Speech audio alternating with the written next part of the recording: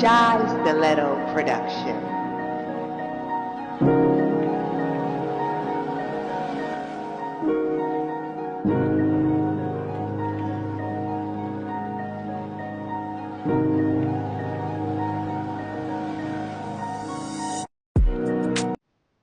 What's your name and where are you from? Is Dr. Keonna Watson. I'm from Newcastle, Delaware. What's your favorite memory from childhood? Yes. It's so funny. I just talked about this all over again with someone else. My favorite childhood memory is being at my parents' house, who are my grandparents. I call them my parents, but my parents' house as a young child, having all of my cousins come over and during the summer, and we would go swimming in the swimming pool.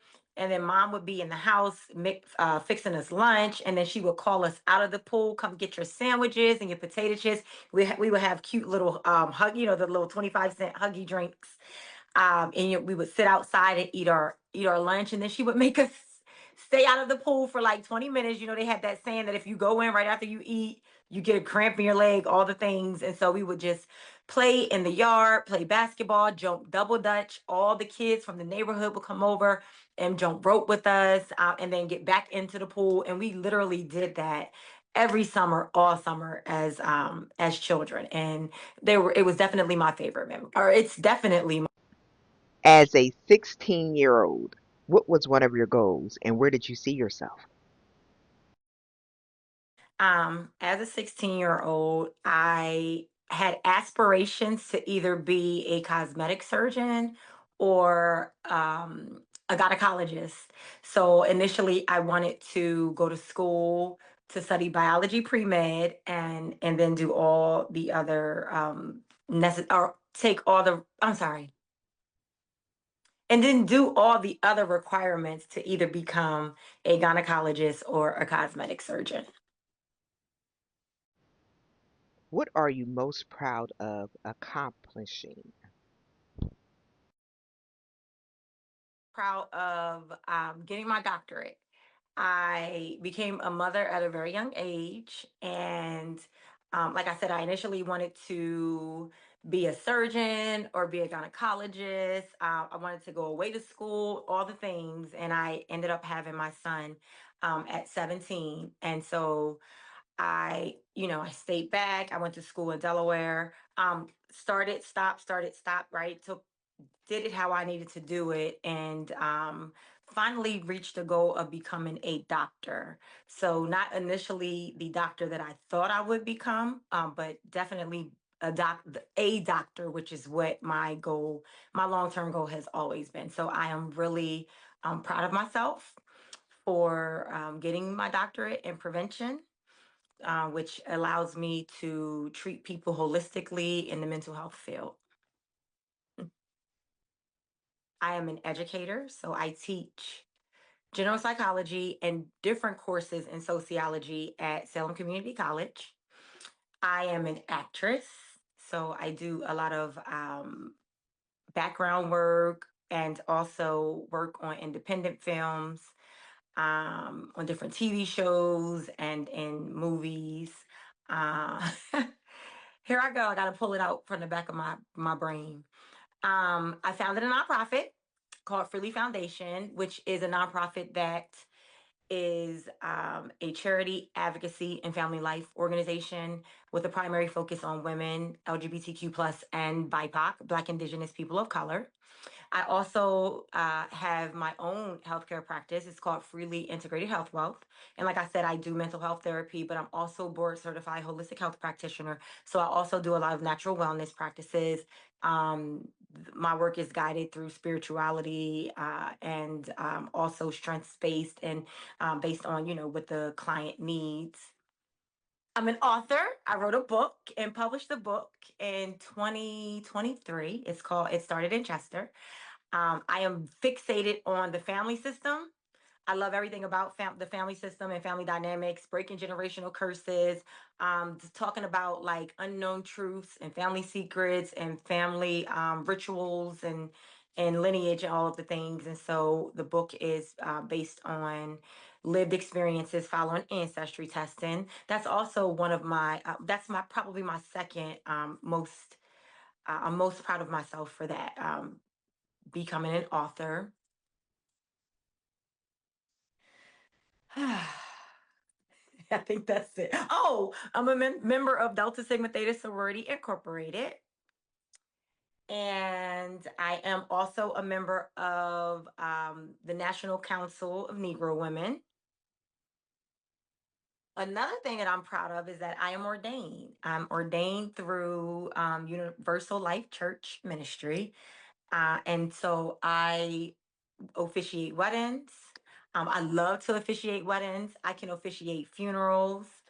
Um, and so I don't think anybody really knows this except some of the families that have um, inquired about my services. But I am what one would call a death doula.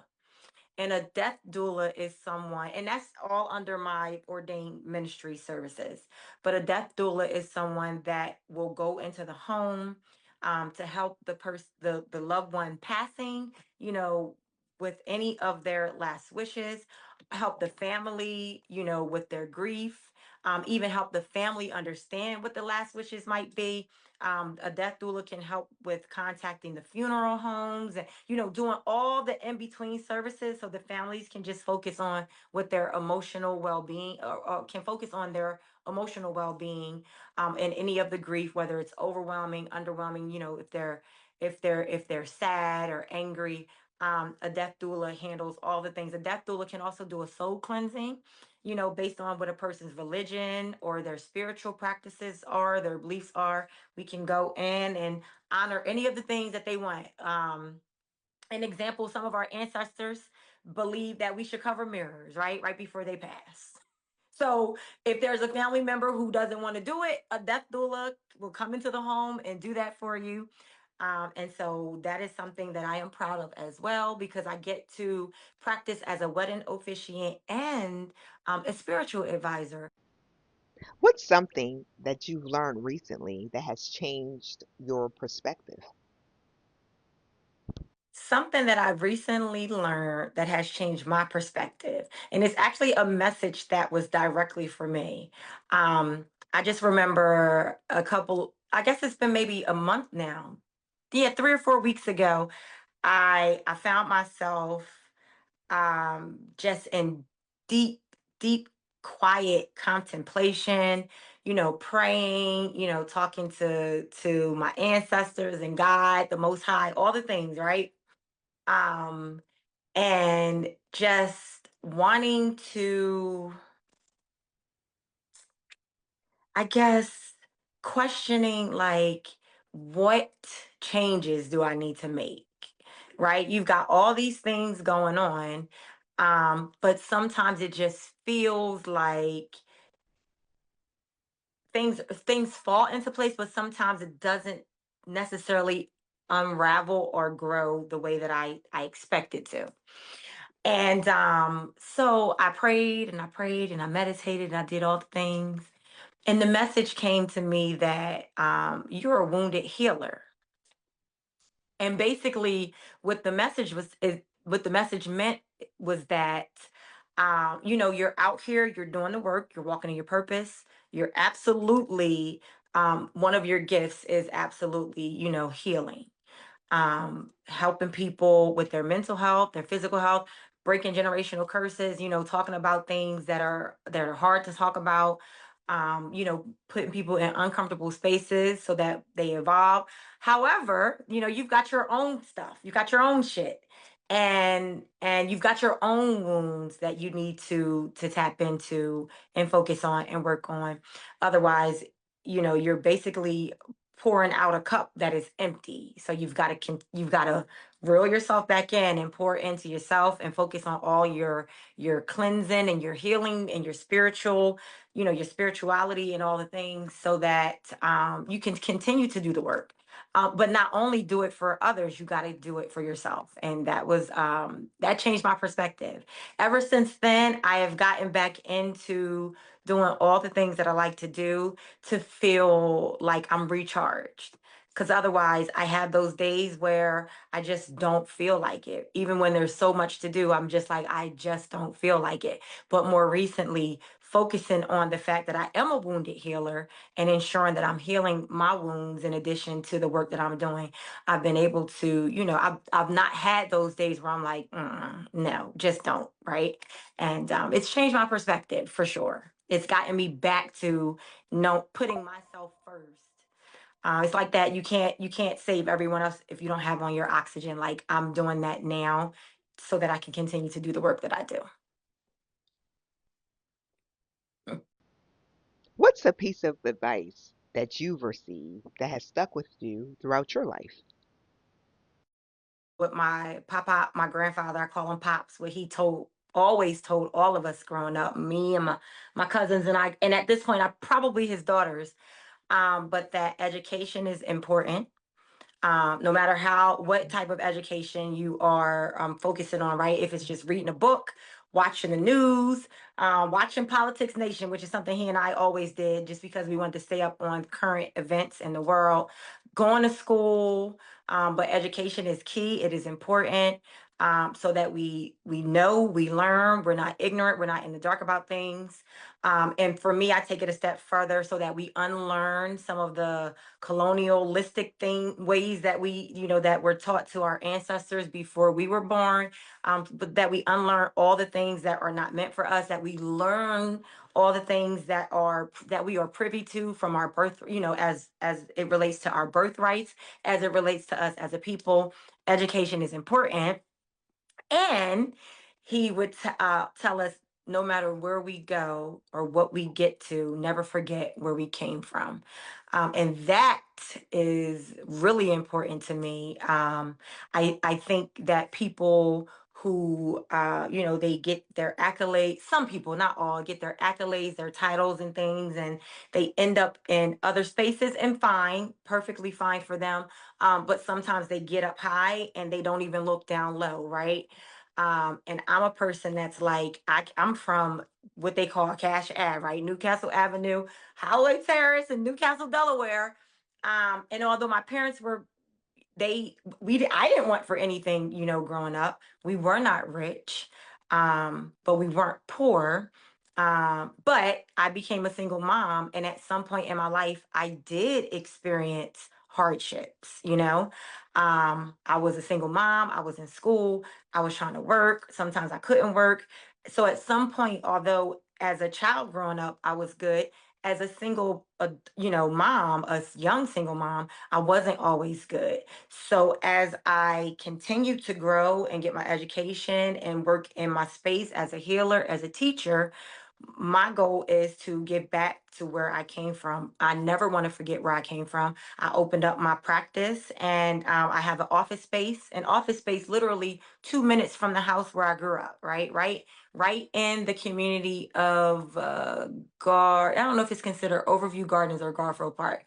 But it's Looking back over your life, if you could talk to your 16-year-old self, what would you say to her and what words of advice would you give her? going to focus on this Sweet 16 part because I think 16 for me was a very traumatizing yet significant time in my life. And at that age, Destiny's Child's first album dropped. I think it's called Writings on the Wall. Yeah. There's a song on the track. It's called Sweet 16. And I remember I would listen to that song on repeat in rotation.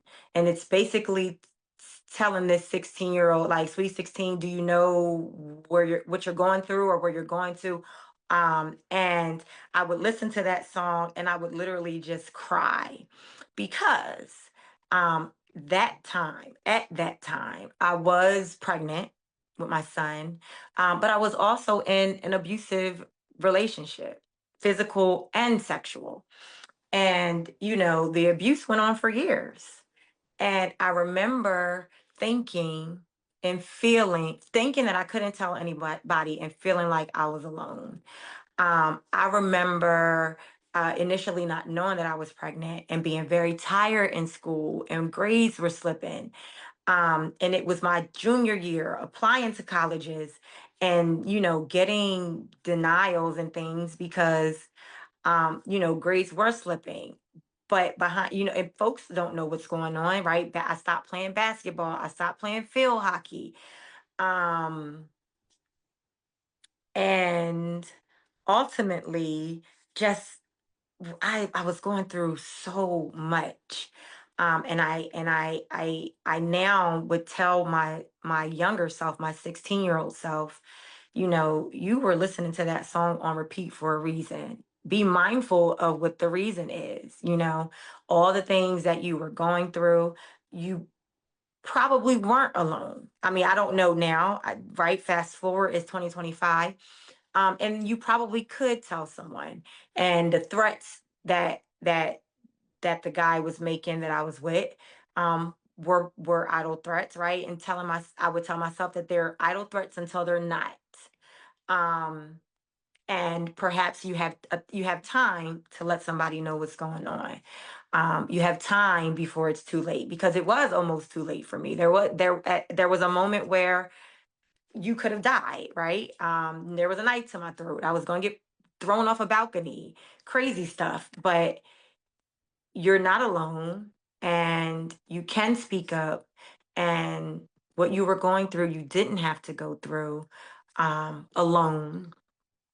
The threats were idle threats until they weren't. And so as soon as you had, as soon as you knew, as soon as it happened, knowing the parents that you had, because, fast forward, I know that my grandfather was ready to go to war for me, during that last straw. Like, you can go to them and you can tell them, and they will absolutely save you. And you will still do all the things that you aspire to do in spite of the adversities that you experienced. So that is what I would tell myself.